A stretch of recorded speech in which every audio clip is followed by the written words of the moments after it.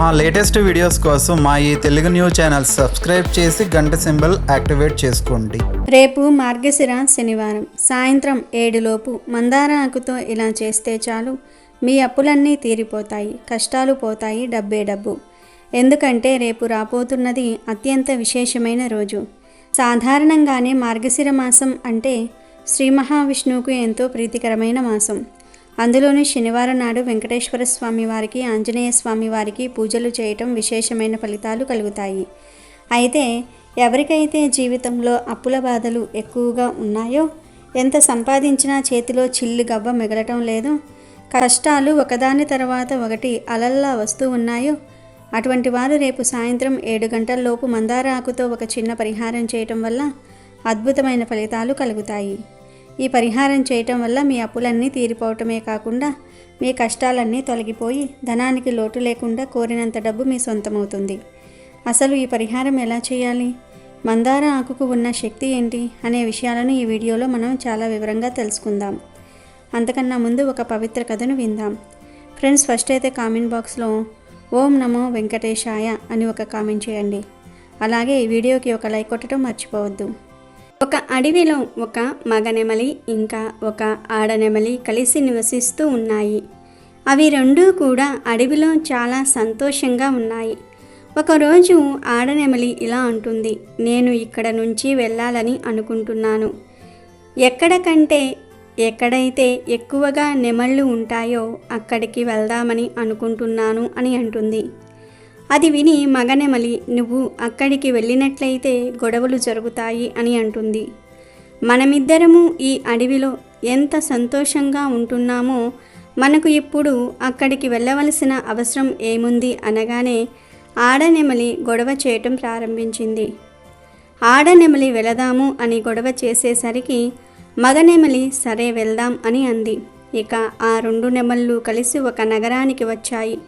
ఆ నగరంలోని రాజు పశుపక్షులు మాట్లాడుకునే మాటలను చాలా సులభంగా అర్థం చేసుకోగలిగేవాడు. ఆ రాజు అన్ని పక్షుల మాటలను అర్థం చేసుకునే విద్యను నేర్చుకున్నాడు. ఆ ఆడనెమలి, మగనెమలి ఆ నగరంలోనికి వచ్చాయి. ఒకరోజు రాజు తన రాణితో ఇలా అన్నాడు, నాకు చాలా ఆకలిగా ఉంది, భోజనం పెట్టు అని అడుగుతాడు.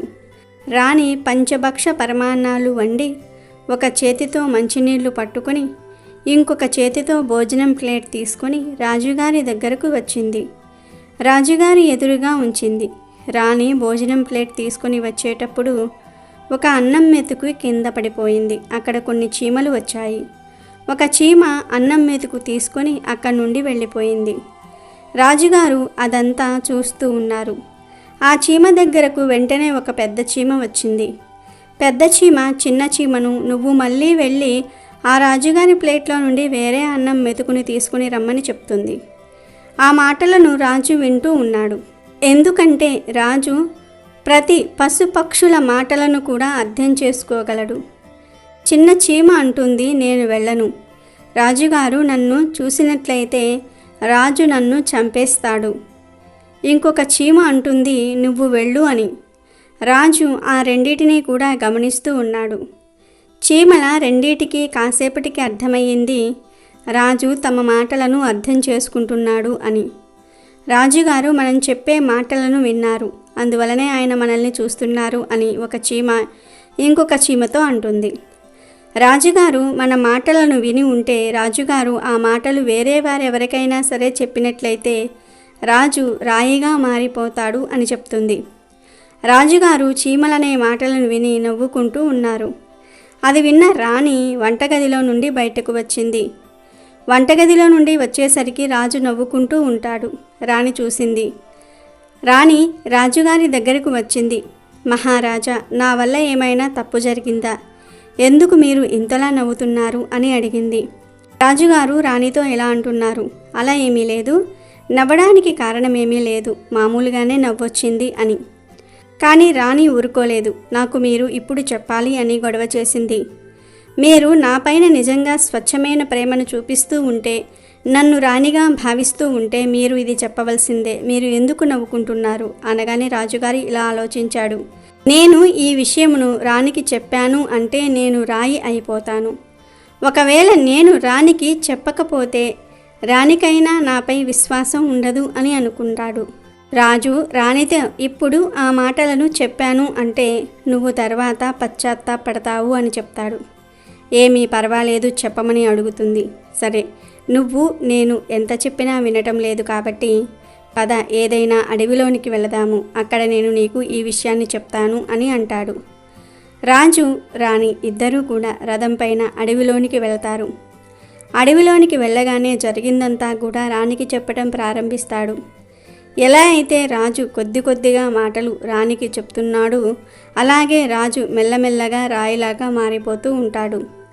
రాజు సగం విషయం చెప్పేటప్పుడు సగం రాయిగా మారిపోయాడు. రాజు పూర్తి విషయం చెప్తాడు. రాజు పూర్తిగా రాయిలాగా మారిపోతాడు. రాణి చేసిన గొడవ వల్ల, రాణి మాట వినకపోవటం వల్ల రాజు రాయిలాగా మారిపోయాడు. రాణి ఏడవటం ప్రారంభించింది. రాజు రాయిలాగా మారిపోవటం చూసి రాణి అక్కడే కూర్చుని తల పట్టుకుని ఏదైనా జీవ జంతువులను సహాయం చేయమని అర్థిస్తోంది. అదంతా కూడా ఆ 2 నెమళ్ళు అక్కడి నుండి చూస్తూనే ఉన్నాయి.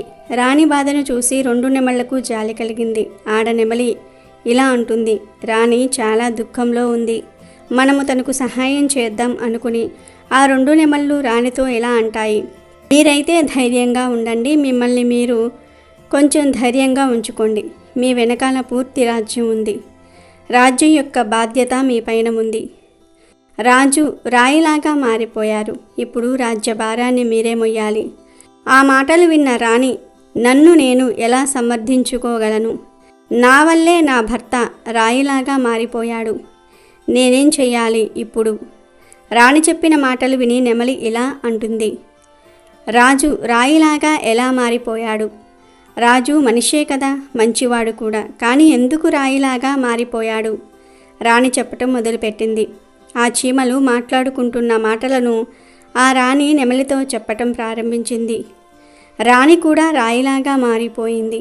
ఇద్దరూ కూడా రాయిలాగా మారిపోవటంతో నెమలులు 2 కూడా కంగారు పడ్డాయి. 2 నెమళ్ళు చాలా దుఃఖంలో ఉన్నాయి. ఈ విపత్తు ఇప్పుడు మన పైకి కూడా రాబోతుంది. ఆ చీమల వల్ల రాజు రాయి అయిపోయాడు. ఆ చీమల మాటల వల్లే రాణి కూడా రాయిగా మారిపోయింది. ఇప్పుడు మనం ఆ మాటలను ఎవరికైనా చెప్పామంటే మనం కూడా రాయిలాగా మారిపోతాము.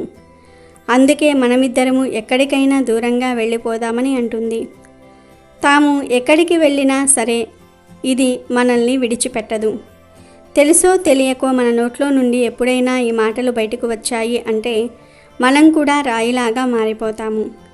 అదే తలుచుకుంటూ చాలా దుఃఖంలో ఉన్నాము. రాత్రి పగలు కూడా ఆ దుఃఖమే వాటిని పట్టి పీడిస్తోంది. అదే ఆలోచిస్తూ అవి తినటం లేదు, నిద్రపోవటం లేదు. తెలిసి తెలియక ఏమైనా మాట్లాడితే భార్యాభర్తలిద్దరూ కూడా రాయి అయిపోతామని అదే ఆలోచిస్తూ ఉండిపోయాయి. అప్పుడు ఆ నెమళ్ళు చీమలు అన్నిటినీ చంపివేస్తే మనకు సమస్య ఉండదు కదా అని 2 నెమళ్ళు ఆలోచించుకొని మొత్తం చీమలన్నిటినీ కూడా తినేయటం ప్రారంభించాయి. ఆ నెమళ్లకు భయపడి మొత్తం చీమలన్నీ కూడా భూమిపైన తిరగటం మానేశాయి. భూమి లోపలకు వెళ్ళి దాక్కున్నాయి. ఈ 2 నెమళ్ళు కూడా ఎక్కడ చీమ కనిపించినా వెంటనే చంపుతున్నాయి, తినేస్తూ ఉన్నాయి. చాలా సమయం గడిచిన తర్వాత చీమలకు ఆకలి వేయటం ప్రారంభమైంది.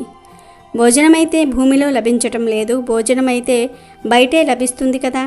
భోజనం కోసం చీమలు బయటకు వస్తే నెమలు వాటిని తినేస్తూ ఉన్నాయి. అప్పుడు చీమలు శ్రీ మహావిష్ణువును ప్రార్థించడం ప్రారంభించాయి.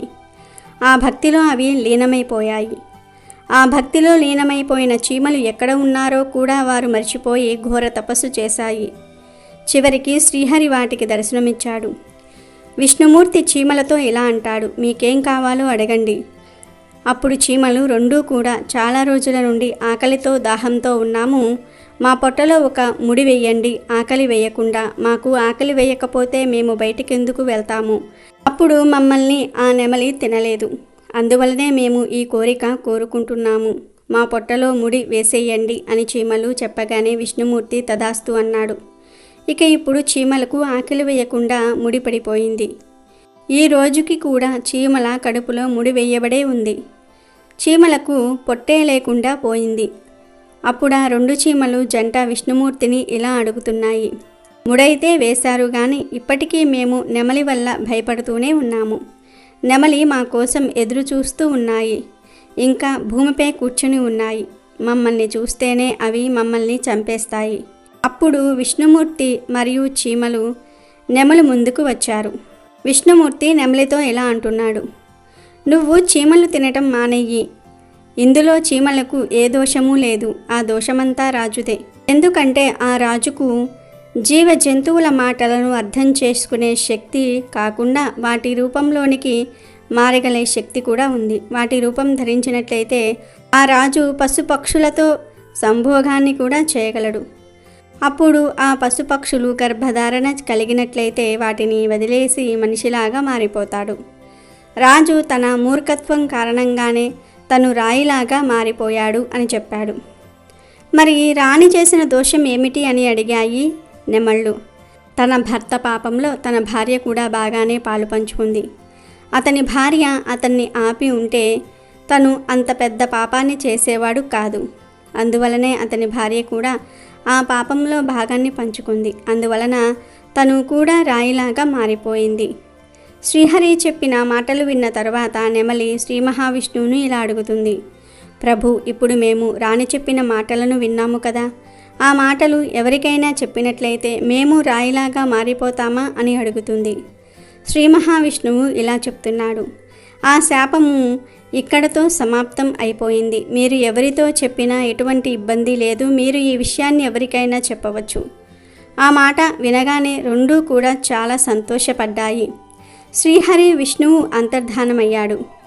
రెండు నెమళ్ళ ఆనందానికి అవధులు లేవు. పక్షులకు ఆనందం కలిగినట్లయితే అవి నాట్యం చేయటం ప్రారంభిస్తాయి.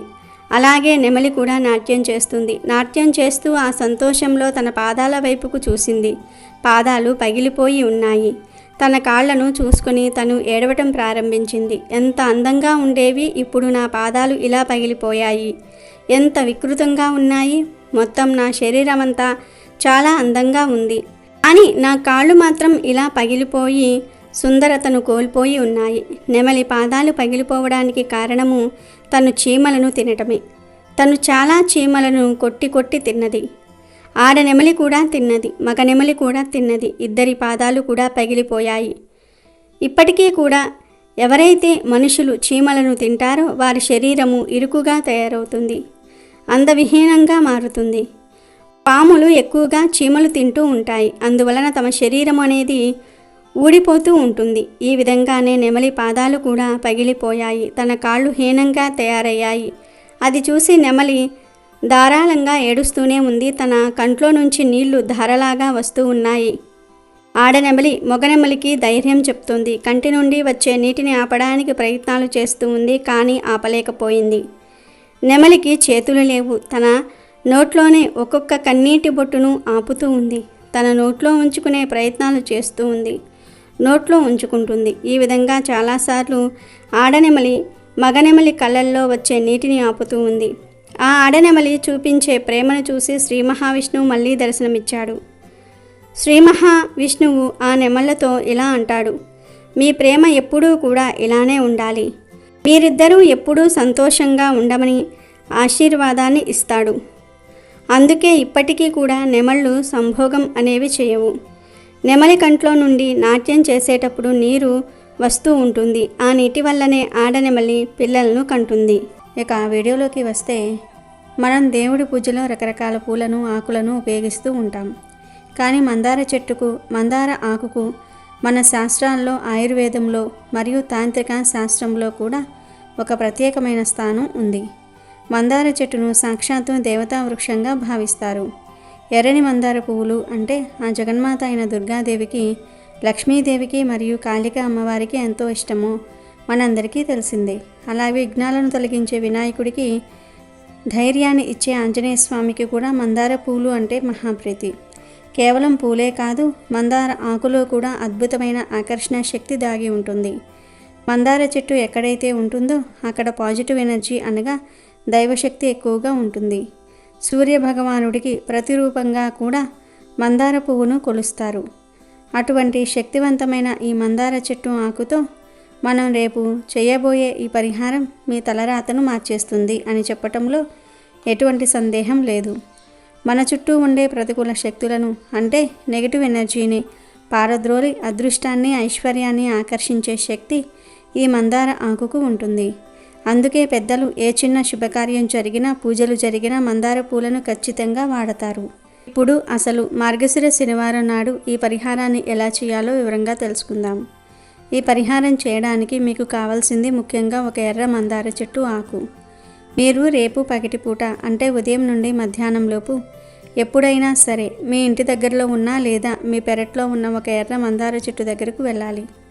చెట్టు దగ్గరకు వెళ్ళిన వెంటనే ఆకును తెంపేయకూడదు. ముందుగా ఆ చెట్టుకు మనస్ఫూర్తిగా నమస్కారం చేసుకోవాలి. ఓ వృక్షరాజమా, నా కష్టాలను నా దరిద్రాన్ని పోగొట్టడం కోసం, నా అప్పుల బాధల నుండి విముక్తి పొందటం కోసం నీ ఆకును నేను ఔషధంగా పరిహారంగా తీసుకుంటున్నాను. దయచేసి నన్ను ఆశీర్వదించు అని మనసులో కోరుకొని అప్పుడు చెట్టుకు హాని కలగకుండా ఆకు చిరిగిపోకుండా జాగ్రత్తగా ఒక మందార ఆకును తీసుకోవాలి. ఆకు ఎక్కడా రంధ్రాలు లేకుండా తాజాగా పచ్చగా ఉండేలాగా చూసుకోండి. ఎండిపోయిన ఆకులను లేదా పురుగు తిన్న ఆకులను ఈ పరిహారానికి వాడకూడదు. కేవలం ఎర్ర మందార చెట్టు ఆకు మాత్రమే ఈ పరిహారానికి చాలా శక్తివంతంగా పనిచేస్తుంది. ఇలా పగటిపూట తెచ్చుకున్న మందార ఆకును ఇంటికి తీసుకువచ్చిన తర్వాత శుభ్రంగా నీళ్లతో కడిగి తడి లేకుండా ఒక వస్త్రంతో తుడిచి పక్కన పెట్టుకోవాలి. ఇక అసలు పరిహారం సాయంత్రం అంటే సూర్యాస్తమయం నుండి రాత్రి 7 గంటల లోపు చేసుకోవాలి. ఇది సంధ్యా సమయం కాబట్టి లక్ష్మీదేవి సంచరించే సమయం. ఈ సమయంలో చేసే పరిహారాలకు తిరగలేదని శాస్త్రం చెప్తుంది. ముందుగా మీరు సాయంత్రం స్నానం చేసి లేదా కాళ్ళు చేతులు ముఖం కడుక్కొని శుభ్రంగా ఉండాలి. ఆ తర్వాత మీరు సిద్ధం చేసుకున్న మందార ఆకును తీసుకుని దానికి గంధం రాసి ఆకు మధ్యలో పసుపు మరియు కుంకుమతో బొట్లు పెట్టాలి. పసుపు కుంకుమలు శుభానికి ప్రతీకలు, లక్ష్మీ కళను ఆకుకు ఆపాదిస్తాయి. ఇప్పుడు ఈ ఆకును తీసుకుని వెళ్ళి మీ ఇంటి మెయిన్ డోర్ అంటే సింహద్వారం ఉంటుంది కదా, ఆ సింహద్వారానికి ఎడమవైపున అంటే మీరు ఇంటి లోపల నుండి బయటకు చూస్తున్నప్పుడు ఎడమవైపు లేదా బయట నుండి లోపలికి వచ్చేటప్పుడు మీకు ఎడమ చేతి వైపు ఉండే గుమ్మం పక్కన నేల మీద పెట్టాలి. గుమ్మం అనేది లక్ష్మీదేవి ఇంట్లోకి వచ్చే దారి. అక్కడే మనం మన దరిద్రాన్ని వదిలించుకునే ప్రయత్నం చేయాలి. ఇలా మందార ఆకును నేల మీద పెట్టిన తర్వాత ఆ ఆకుపైన గుప్పెడు గల్లులుప్పును వెయ్యాలి. ఆకు నిండా పట్టినంత ఉప్పును వెయ్యండి. ఉప్పు అంటే సాక్షాత్తు లక్ష్మీ స్వరూపం. అంతేకాకుండా ఉప్పుకు ఉన్న ఒక గొప్ప గుణం ఏమిటి అంటే అది మన ఒంట్లో ఉన్న నెగిటివ్ ఎనర్జీని నరదృష్టిని గుంజుకుంటుంది. సముద్రం నుండి పుట్టిన ఉప్పు మన కష్టాలను కరిగించే శక్తిని కలిగి ఉంటుంది. కనుక ఉప్పు వేసిన తర్వాత ఆ ఉప్పు పైన కొంచెం జీలకర్రను వేయాలి. మనం వంటల్లో వాడే జీలకర్రనే వాడాలి. జీలకర్ర అంటే జయం అని అర్థం. మనం చేసే పనిలో విజయం కలగాలంటే, మన అప్పులు తీరాలంటే జీలకర్ర ఈ పరిహారంలో కీలక పాత్ర పోషిస్తుంది. మనకు ఉన్న ఆర్థిక స్తబ్దతను కదిలించి ధన ప్రవాహాన్ని వేగవంతం చేసే శక్తి జీలకర్రకు ఉందని నమ్ముతూ ఉంటారు. కనుక జీలకర్ర వేసి ఆ తర్వాత ఆ మిశ్రమం మధ్యలో ఒక లవంగాన్ని గుచ్చాలి లేదా నిలబెట్టాలి. లవంగం అనేది ఆకర్షణ శక్తికి మరియు అడ్డంకులను తొలగించడానికి వాడుతూ ఉంటారు. మనకు డబ్బు రాకుండా అడ్డుపడుతున్న శక్తులను ఈ లవంగం తొలగించేస్తుంది. ఇప్పుడు ఆ లవంగం పైన లేదా ఆ మిశ్రమం పైన ఒక ముద్ద కర్పూరాన్ని కానీ లేదా మామూలు బిళ్ళ కర్పూరాన్ని కానీ పెట్టాలి. ఇప్పుడు అసలైన ఘట్టం. ఒక అగ్గిపుల్లను తీసుకుని దేవుణ్ణి స్మరించుకుంటూ ఆ అగ్గిపుల్లతో కర్పూరాన్ని వెలిగించాలి. ఆ కర్పూరం వెలుగుతున్నప్పుడు వచ్చే జ్వాలను చూస్తూ మీరు అక్కడే గుమ్మం పక్కన కూర్చుని లేదా నిలబడి ఆ మందార ఆకుకు ఆ వెలుగుతున్న జ్యోతికి మనస్ఫూర్తిగా నమస్కారం చేసుకోవాలి. కర్పూరం ఎలాగైతే కరిగిపోతుందో, ఎలాగైతే మసి లేకుండా మాయమైపోతుందో, అలాగే మీకు ఉన్న అప్పులన్నీ తీరిపోవాలని, మీకు ఉన్న కష్టాలన్నీ కాలి బూడిదైపోవాలని గట్టిగా సంకల్పం చెప్పుకోవాలి. ఓ దైవమా, నాకున్న ఆర్థిక ఇబ్బందులను తొలగించు, నాకు ధనలాభాన్ని కలిగించు, నా కుటుంబంలో శాంతిని ప్రసాదించు అని మనసులో బలంగా కోరుకోవాలి. ఆ కర్పూరం పూర్తిగా కొండెక్కిన తర్వాత, ఆరిపోయిన తర్వాత ఆ మందార ఆకును, దానిపై ఉన్న ఉప్పు, జీలకర్ర, లవంగం, కర్పూరపు మసిని అలాగే రాత్రంతా అక్కడే గుమ్మం పక్కన వదిలివేయాలి. ఈ పరిహారం మొత్తం రేపు రాత్రి 7 గంటలలోపు పూర్తి చేయాలి. రాత్రంతా ఆ వస్తువులు అక్కడే ఉండటం వల్ల ఆ సమయంలో మీ ఇంటి చుట్టూ లేదా మీ మీద ఉన్న చెడు ప్రభావాలను ఆ ఉప్పు మరియు మందార ఆకు లాగేసుకుంటూ ఉంటాయి. మరుసటి రోజు ఉదయం అంటే ఆదివారం ఉదయం నిద్రలేచిన తర్వాత స్నానం చేసి లేదా శుభ్రంగా తయారై ఆ ఆకును, అందులో ఉన్న పదార్థాలను జాగ్రత్తగా తీయాలి. వాటిని తీసుకుని వెళ్ళి ఎవరూ తొక్కని ప్రదేశంలో ఏదైనా చెట్టు మొదట్లో, అంటే తులసి చెట్టు కాకుండా వేరే ఏదైనా చెట్టు మొదట్లో వేయాలి. లేదా దగ్గరలో పారే నీరు కాలువలు ఉంటే అందులో కలిపేయాలి. పారే నీటిలో వేయటం వల్ల మీ కష్టాలు కూడా నీటితో పాటు కొట్టుకుపోతాయని అర్థం. ఒకవేళ మీకు ఈ 2 సౌకర్యాలు లేకపోతే ఆ పదార్థాలను ఒక కవర్లో కట్టి డస్ట్బిన్లో అయినా వేయవచ్చు. కానీ చెట్టు మొదట్లో వేయటం శ్రేయస్కరం. ఇలా శనివారం రోజు ఈ చిన్న పరిహారాన్ని నమ్మకంతో, భక్తి శ్రద్ధలతో చేయటం వల్ల మీ జీవితంలో ఊహించని మార్పులు చోటు చేసుకుంటూ ఉంటాయి. ఎప్పటి నుండో తీరని అప్పులు తీరడానికి కొత్త మార్గాలు దొరుకుతాయి. అకస్మాత్తుగా ధనలాభం కలుగుతుంది. ఇంట్లో ఉండే గొడవలు తగ్గి ప్రశాంతత లభిస్తుంది. మందార ఆకుకు ఉన్న ఆకర్షణ శక్తి, ఉప్పుకు ఉన్న శుద్ధి చేసే శక్తి, జీలకర్రకు ఉన్న జయాన్ని చేకూర్చే శక్తి, కర్పూరానికి ఉన్న దోష నివారణ శక్తి అన్నీ కలిపి మీ ఆర్థిక పరిస్థితిని మెరుగుపరుస్తాయి. అప్పులు చేసి బాధపడేవారే కాకుండా డబ్బు ఎవరికైనా ఇచ్చి తిరిగి రాక ఇబ్బంది పడేవారు కూడా ఈ పరిహారం చేయవచ్చు. దీనివల్ల ఆగిపోయిన డబ్బు కూడా చేతికి అందుతుంది. ఖర్చు లేని పని, పైగా మన ఇంట్లో దొరికే వస్తువులే కాబట్టి ప్రతి ఒక్కరూ ఆ రేపు సాయంత్రం ఈ మందార ఆకు పరిహారాన్ని పాటించి ఆ శ్రీమన్నారాయణుడి, లక్ష్మీదేవి అనుగ్రహాన్ని పొంది అప్పుల బాధల నుండి విముక్తి పొంది ఆనందంగా జీవించండి. అమెజాన్లో బెస్ట్ డిస్కౌంట్స్ కోసం వీడియో డిస్క్రిప్షన్లో లింకు ఉంది, చూడండి. అలాగే మా టెలిగ్రామ్ ఛానల్ సబ్స్క్రైబ్ చేసుకోండి.